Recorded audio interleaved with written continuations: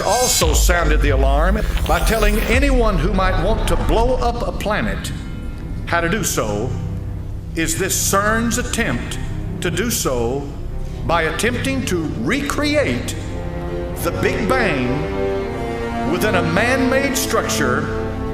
This has frightened Stephen Hawking so much. Do they know that they know that they know what they are doing? Ask yourself, how much energy is keeping it together?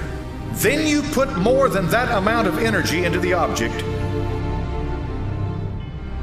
Go back and try to change something, bang, and it creates a ripple effect. Read between the lines. The particle collision pictured creates a ripple effect in time, a time impact event. Who is trying to go back or forward to try to change an outcome? This antimatter is also called dark matter. Darnell himself is playing the role of the destroyer of worlds, the dancing Lord Shiva. Under the lamp, we see an idol of Shiva doing the cosmic dance of destruction, a miniature of the one featured at the CERN facility.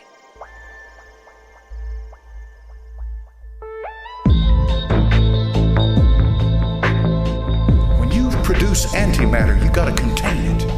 Because if you don't contain it, you got to contain it. That's the biggest problem, containing it. Because if you don't contain it, it just goes wild.